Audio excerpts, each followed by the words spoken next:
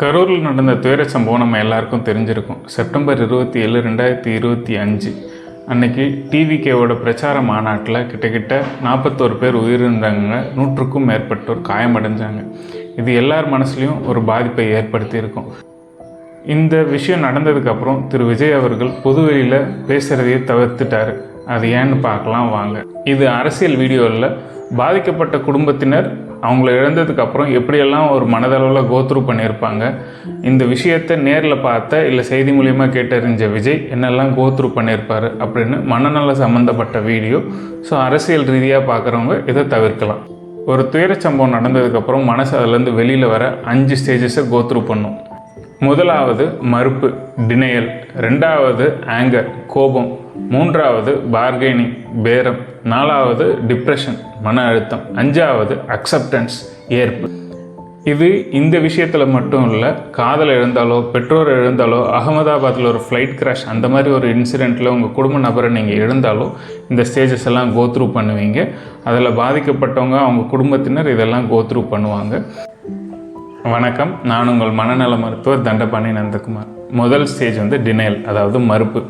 இந்த ஸ்டேஜில் ஒரு விஷயத்தை இல்லை ஒரு அசம்பாவிதத்தை நம்ம கேட்ட உடனே இது உண்மையாக இருக்காது, இது தப்பான நியூஸ், நம்ம கனவுல இருக்கோம், இல்லை யாரோ இதை தப்பாக போர்ட்ரே பண்ணுறாங்க அப்படின்ட்டு நம்மளோட மனசு அந்த உண்மையை ஏற்க மறுக்கும்.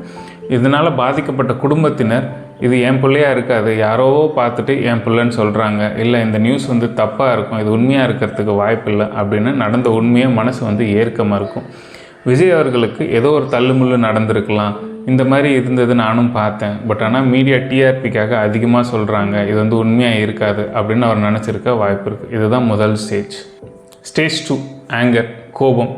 இந்த மாதிரி ஒரு விஷயம் நடந்ததுக்கப்புறம் உண்மை இதுதான்னு புரிஞ்சதுக்கப்புறம் மக்கள் கோவப்பட ஆரம்பிப்பாங்க. இந்த கோவம் ஏன் ஒழுங்காக வசதி ஏற்படுத்தி கொடுக்கலன்னு அரசாங்கம் மீதும், ஏன் இந்த மாதிரி கூட்டத்தை கூட்டும்போது ஒழுங்காக பாதுகாப்பு வசதி செய்யலை அப்படின்னு விஜய் மேலேயும் வரக்கூடும். விஜயோட பார்வையில் போலீஸும் அரசாங்கமும் ஏன் இவ்வளோ அலட்சியமாக இருந்தாங்க, இது அவங்களோட தப்பு அப்படின்னு நம்ம யார் தப்பு செஞ்சாங்களோ அவங்க மேலே கோபம் திரும்புறதுக்கான நிறைய வாய்ப்புகள் இருக்கிற ஸ்டேஜ். ஸ்டேஜ் 3 பார்கெயின் அல்லது பேரம்.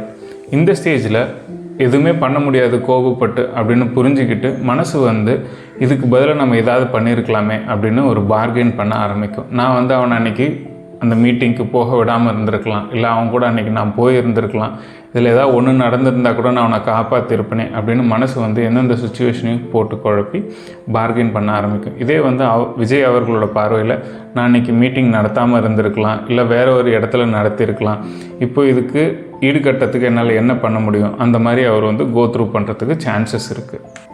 அடுத்த ஸ்டேஜ், அதாவது 4வது ஸ்டேஜ் டிப்ரெஷன் இல்லை மன அழுத்தம்.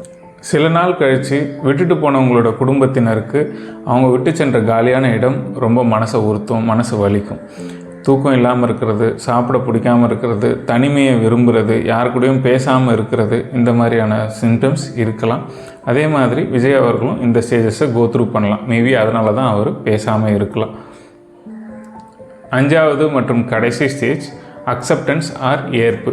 அதாவது இந்த துயர சம்பவம் அவங்க மனசில் ரொம்ப பாதிப்படைஞ்சிருக்கும், பட் ஆனாலும் அவங்களோட வாழ்க்கையோட அடுத்த கட்டத்தை நோக்கி அவங்க பாதிக்கப்பட்ட குடும்பத்தினர் நபர்கள் செல்ல ஆரம்பிப்பாங்க. அதே மாதிரி விஜயம் அவரோட அடுத்த கட்டத்தை நோக்கி செல்ல ஆரம்பிப்பார்.